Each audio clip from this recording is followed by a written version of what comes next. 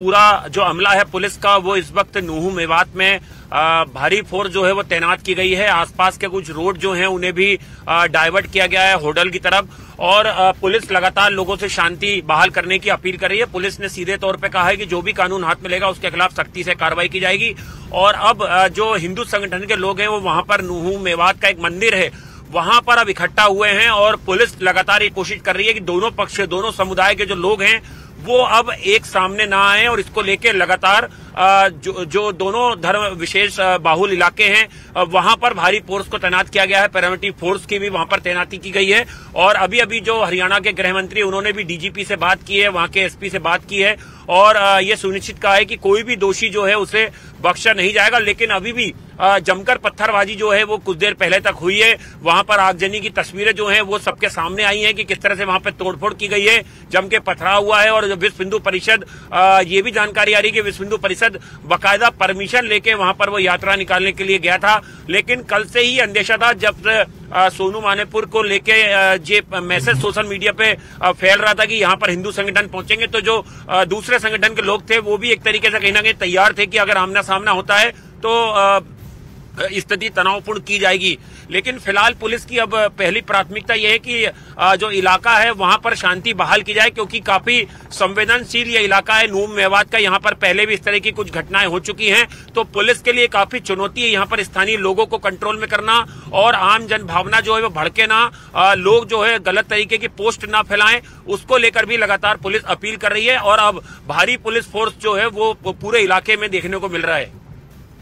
आनंद, क्या कुछ आप यहाँ पर कहेंगे? मानव भी यहाँ पर हमें पूरी डिटेल दे रहे थे कि किस तरह से ये पूरी घटना यहाँ पर घटी, मौके पर इस वक्त क्या कुछ चल रहा है। पर आपसे भी एक बार सिलसिलेवार तरीके से ये पूरी घटना जानने की कोशिश करेंगे कि कैसे ये शोभा यात्रा निकल रही थी। अगर पहले से ही इस बात की जानकारी थी कि कुछ भी यहाँ पर हो सकता है, अप्रिय घटित हो सकता है, तो कहां से आपको चूक नजर आती है?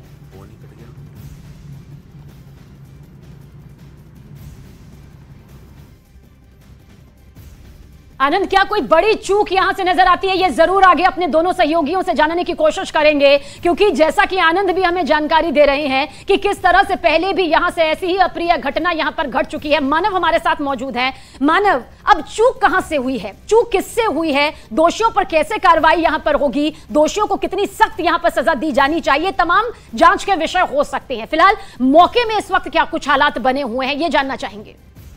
देखिए तबीना, फिलहाल मौके पर हिंसा नहीं हो रही है, लेकिन चूक की अगर बात करें, देखिए आपका सवाल चूक को लेकर है, तो कहीं ना कहीं पुलिस ने समय रहते उन लोगों को नहीं रोका, उन तत्वों को शायद वहां मौके पर पहुंचने से नहीं रोका जो हिंसा को बढ़ावा दे सकते हैं या उनके ऊपर पहले से इस तरीके के मामले चल रहे हैं, कोर्ट कचहरी में वो चक्कर काटते हैं। तो उन लोगों को शायद रोका जाता तो स्थिति उतनी नहीं बिगड़ती, क्योंकि शोभा यात्रा सब जगह निकलती है। लेकिन इस तरीके से प्रायोजित करके कि दूसरे जिलों से लोगों को बुलाना, दोनों गुटों की तरफ से, दूसरे जिलों से, आसपास के इलाकों से, मेवात, भरतपुर, उस पूरे हिस्से से लोगों को कॉल करके बुलाना कि आप आइए यात्रा में शामिल होइए, तो कहीं ना कहीं वो संवेदनशील इलाके जो पहले से वहां पर ऐसी घटनाएं होती रही हैं, तो पुलिस को वहां पर और ज्यादा एहतियात बरतने चाहिए थे। निजी कारण हो सकते हैं एसपी नूहू के कि वो छुट्टी पर चल रहे हों, लेकिन ऐसे मौके पर अगर उनकी छुट्टी कैंसिल होकर वो मौके पर है तो शायद स्थिति और सामान्य हो सकती थी। नहीं मानव, अगर वो छुट्टी पर गए भी, अगर कोई ऐसा कारण भी था तो भी कोई ऑल्टरनेट व्यवस्था तो की जा सकती थी। ऐसा थोड़ी है कि कोई छुट्टी पे जाता है तो कोई व्यवस्था नहीं हो सकती। आप बने रहिए मानव हमारे साथ। आनंद भी हमारे साथ लाइव लगातार बने हुए हैं। आनंद, अभी आपने जानकारी दी कि अब अपील ये की जा रही है कि सोशल मीडिया पर ऐसे मैसेजेस ना फैलाएं जिससे अफवाह और ज्यादा फैल जाए। अब ऐसे मामलों में तो तुरंत इंटरनेट सेवा को भी बंद कर दिया जाता है। क्या ये कर दिया गया है? अगर नहीं तो किस बात की अभी तक देरी हो रही है? किसका इंतजार किया जा रहा है? आनंद,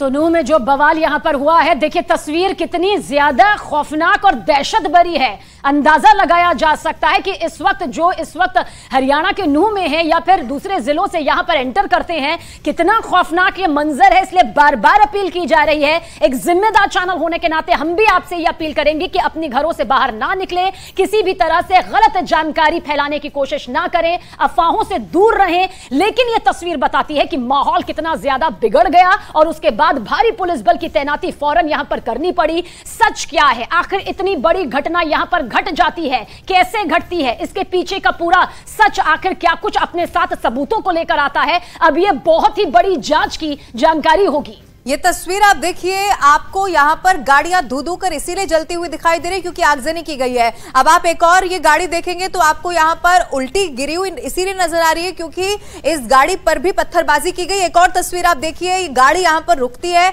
इस गाड़ी में से कई सारे लोग निकलते हैं और उसके बाद कितनी रफ्तार में वो भागकर हाथों में पत्थर लेकर आगे बढ़ते हैं, तस्वीरें खुद बयां कर रही हैं। हमारे सहयोगी आनंद हमारे साथ एक बार फिर से मौजूद है। आनंद, बहुत से वीडियोस यहां पर सामने आ चुके हैं, बहुत से लोग भी नजर आ रहे हैं जो पत्थरबाजी कर रहे हैं, जो गाड़ियों से बाहर निकल रहे हैं, माहौल खराब कर रहे हैं। क्या माना जाए, कितनी जल्दी इन पर कार्रवाई की जाएगी, कितनी जल्दी ये कानून के शिकंजे में होंगे?